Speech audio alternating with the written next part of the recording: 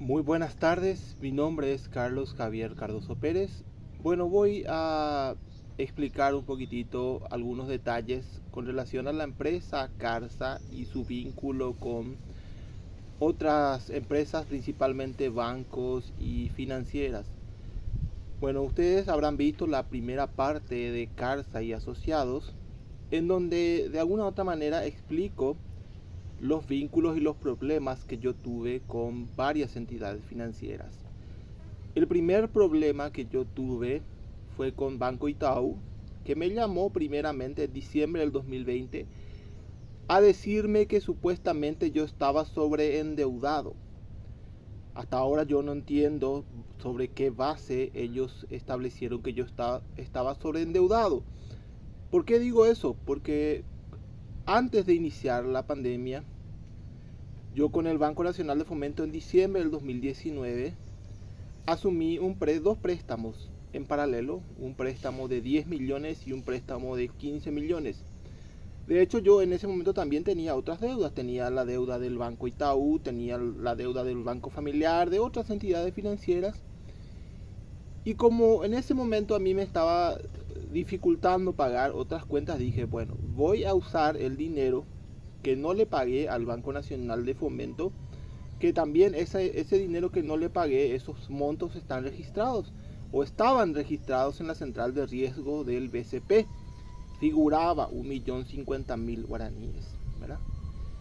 Obviamente ese 1 millón de guaraníes que yo no le estaba pagando al banco, le estaba pagando a la financiera paraguayo-japonesa, le estaba pagando a Itaú, le estaba pagando a otras entidades financieras con el objetivo de que cuando termine la pandemia, la idea que yo tenía era, bueno, cuando termine la pandemia yo pueda pagar todas mis deudas sin necesidad de recurrir ni a adelanto de salario, ni de tarjeta de crédito, ni de nada, porque yo dije, bueno, a veces yo hacía un adelanto de salario, a veces de 900.000 o a veces un adelanto de la tarjeta de crédito, pero siempre pagaba más del mínimo. O sea, siempre tuve tarjeta de crédito, pero siempre pagaba yo más del mínimo, nunca pagaba solamente el mínimo. Pero muchas veces eso me dificultaba un poco llegar a fin de mes. Entonces yo dije, voy a usar el dinero que el Banco Nacional de Fomento no me cobra para poder pagar otras cuentas.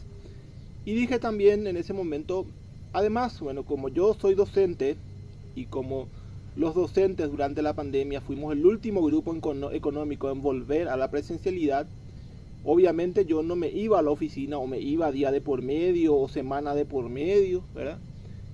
Yo tenía un auto en ese momento, el auto obviamente tenía sus gastos, pero cuando vino la pandemia, cuando el gobierno dijo, ustedes los docentes se quedan en su casa, entonces el gasto del auto para ir a trabajar o para eh, cualquier otra actividad, y por supuesto con el gasto del auto también el gasto del mantenimiento y otros gastos se redujeron al mínimo, porque para qué yo voy a hacer mantenimiento del auto si el auto está prácticamente parado. Y obviamente si voy a gastar combustible gasto lo mínimo, también mantenimiento para qué voy a hacer realmente. O sea, lo máximo si es que llega al kilometraje, cambio de aceite, que a veces es un 250.000 guaraníes, o cambio de pastilla de freno, que a veces son 200.000 por ahí nomás también. Pero obviamente eso lo gasta uno y cada 5 meses, cada 6 meses, ¿verdad? Obviamente no es que vos gastas todos los días eso, ¿verdad? Entonces yo tenía el auto y no tenía problemas para pagar eso, porque obviamente el auto estaba prácticamente parado. Bueno, 600.000 guaraníes mensuales más o menos era solamente combustible del auto, pero obviamente cuando vos te quedas en tu casa no gastás ese dinero, ¿verdad? Y si el banco también no te cobra, ¿verdad? Vos podés usar ese dinero para lo que se te antoje. También había una restricción para que la gente del área central, que yo vivo en San Lorenzo, ¿verdad? Y trabajo en Asunción, nos movilicemos, porque la mayor cantidad de personas que estaban con el virus del COVID en su momento estaban en Asunción y en Central. Obviamente entonces yo tampoco podía, primero por ser docente, porque no podíamos ir a dar clases presenciales, y segundo porque estaba en la zona de Asunción y Central, ¿verdad? Otro detalle es que yo no pago alquiler. Yo vivo en la casa de mis padres, entonces tampoco tenía gastos de alquiler. Sin embargo, en diciembre del 2020 me llama a la gente de Itaú, me habla de que yo supuestamente estoy sobreendeudado. Le explico la situación a la gente que me llama Y me dicen ellos que una empresa de cobranza se hace cargo de este tema, de determinar que supuestamente yo estoy sobreendeudado. No me hablan de qué empresa de cobranza se trata, pero evidentemente después y finalmente el Banco Itaú me da un documento donde ellos le venden o le ceden mi deuda a Carsa. ¿Verdad? Es decir, Banco Itaú tiene vínculos con Carsa.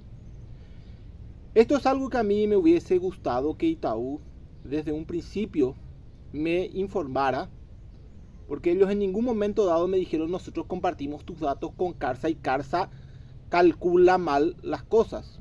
Y digo calcula mal porque la deuda del BNF siempre estuvo ahí. Obviamente el banco no cobró porque no quiso.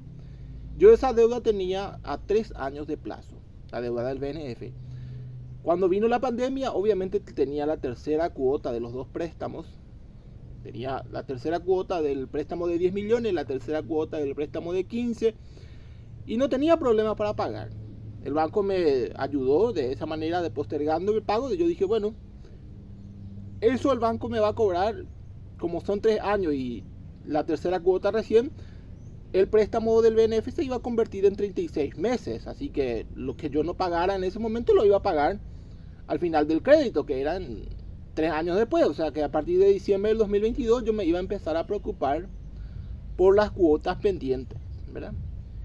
En total el Banco Nacional de Fomento me dejó de cobrar 5.200.000, porque obviamente la cuota en total era 1.050.000. Si uno multiplica por los meses que el banco dejó de cobrar, son 5.200.000.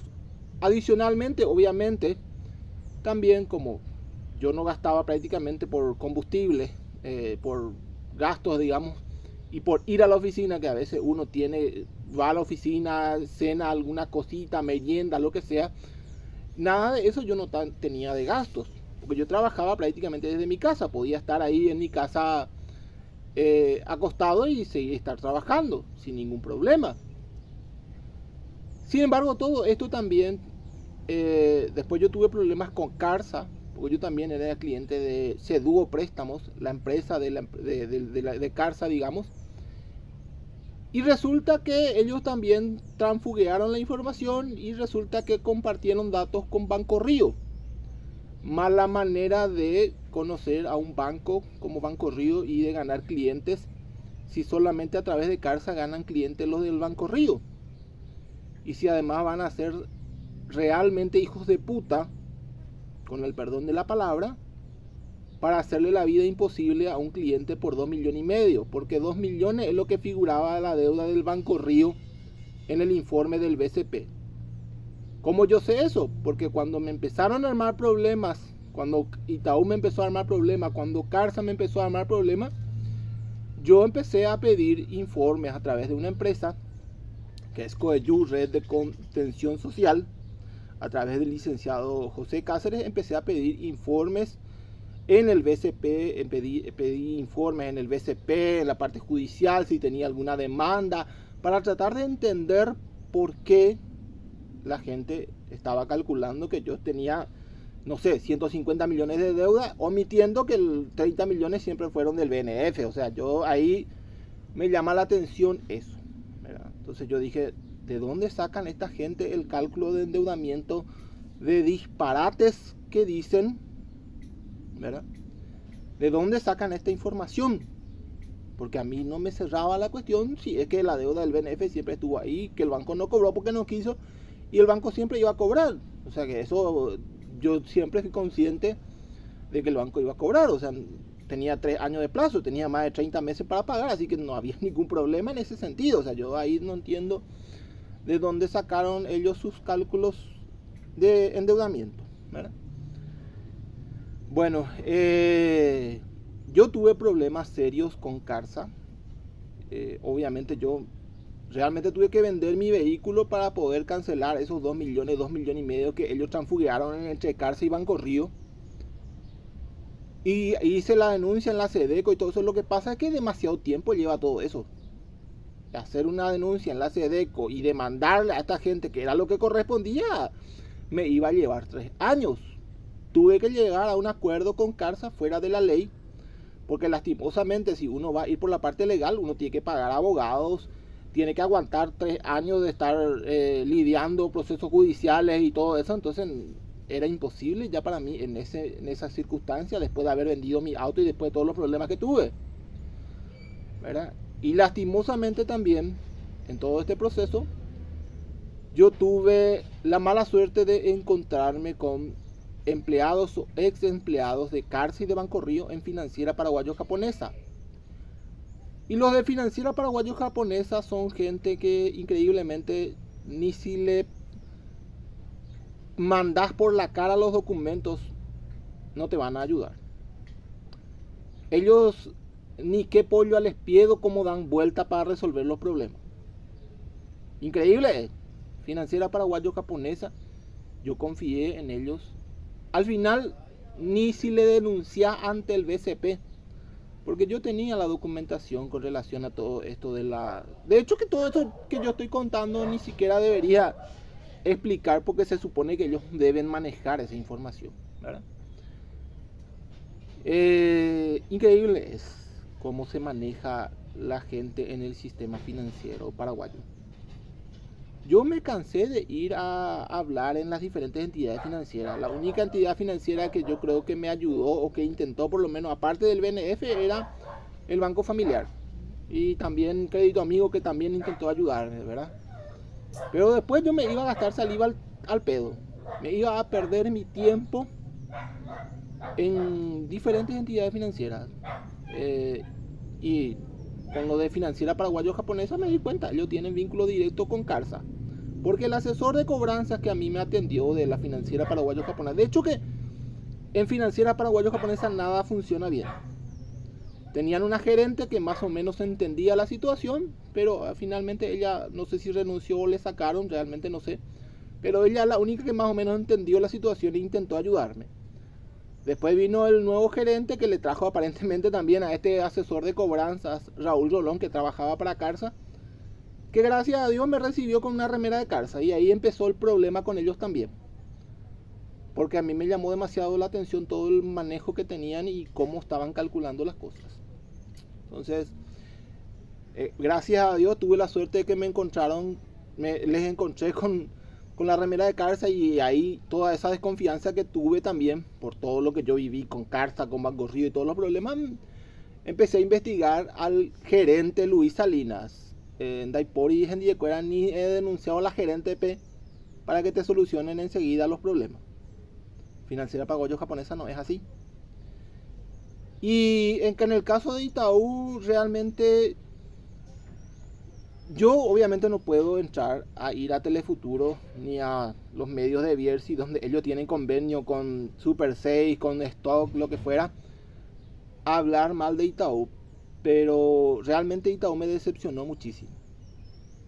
Y lo debo decir directamente. Me decepcionaron.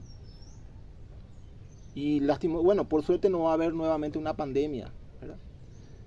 Yo en octubre, después de todos los problemas que tuve en octubre del 2021, yo le pedí al BNF que prácticamente me sobreendeude por 11 millones de guaraníes, que ese es más o menos el monto que yo tuve de ingreso extra durante la pandemia, entre los 5.200.000 que el banco no me cobró, el dinero que no gasté por no ir a la oficina. Bueno, calculé eso y me sobreendeudé por ese monto con el banco, por encima de la deuda que yo ya tenía con el BNF, para tratar de un poco de resolver esta situación, porque si no, a nadie le importa. Vos le hablás, le decís, mira, tener en cuenta el BNF, esa deuda que siempre estuvo ahí. No, pero a nadie le importa, vos te vas.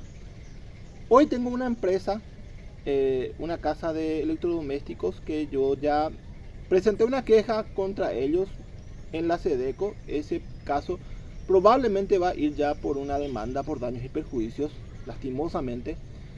Yo me acerqué con mi abogado, el señor Carlos Yegros, a una audiencia de conciliación. No hubo conciliación posible porque ellos no estuvieron de acuerdo con la propuesta que yo en principio ya les hice. Coste que yo documentadamente les hice una propuesta viable, pero no les importó. Y lastimosamente esta empresa primero va a ser multada por la SEDECO con el triple de lo que ellos vendieron finalmente a otra empresa, una empresa de cobranza, no a Carsa.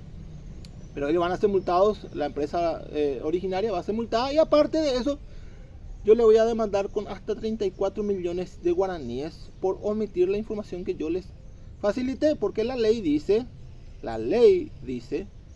que ellos tienen, cuando vos le avisás, que ellos tienen que tomar las medidas correspondientes, el artículo 22 de la ley 6534/20.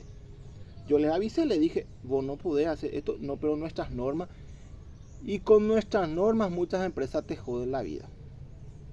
Lastimosamente esta empresa ya va a ir en el nivel de demanda judicial en la parte de daños y perjuicios. ¿Por qué? Porque obviamente no fueron capaces de ser razonables y de negociar correctamente. Y hasta ahora voy a ver, probablemente voy a demandar a otras empresas, no sé si a Carsa o a Itaú por todo este quilombo, pero sí hay otras empresas a las que sí voy a denunciar. Ya probablemente Credisolución también va a entrar en esa lista. Y van a seguir empresas en este proceso. Yo voy a demandarle por daño y perjuicio a varias empresas, porque yo me fui y no fueron capaces de darme una solución, ni siquiera con los documentos que yo les presenté.